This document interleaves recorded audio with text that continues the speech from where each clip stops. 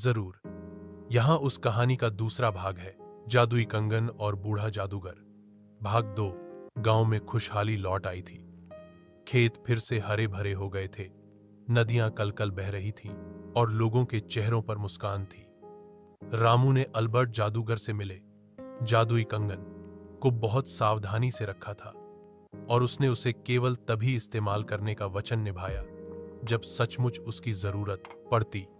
कई साल बीत गए और गांव ने कई बार छोटे मोटे संकटों का सामना किया, लेकिन रामू ने हमेशा कंगन का बुद्धिमानी से इस्तेमाल किया, कभी भी अपने स्वार्थ के लिए नहीं। नया खतरा और लालच का उदय। एक दिन पड़ोसी गांव से एक चालाक और ईर्ष्यालु व्यक्ति जिसका नाम धर्मेंद्र था, रामू के गांव आया। उसने गांव की समृद्धि और रामू के सम्मान के बारे में सुना था।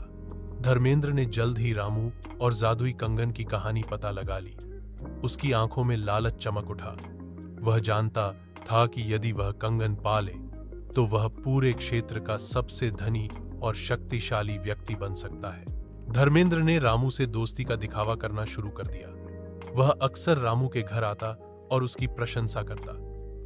रामू अपने सीधे स्वभाव के कारण धर्मेंद्र की चालाकी को समझ नहीं पाया। एक रात जब रामू गहरा सो रहा था, धर्मेंद्र चुपके से उसके घर में घुसा और जादुई कंगन चुरा लिया। कंगन का गलत इस्तेमाल और परिणाम। कंगन चुराते ही धर्मेंद्र सीधा अपने गांव लौट गया। उसने तुरंत कंगन पहन लिया और अपनी पहली इच्छा मांगी, काश मेरे पास ढेर सारा सोना और कीमती जवाहरात आ जाए। देखते ही देखते उसका घर सोने और रत्नों से भर गया। धर्मेंद्र बहुत खुश हुआ। उसकी लालच बढ़ती गई। उसने और अधिक धन, शक्ति और यहां तक कि लोगों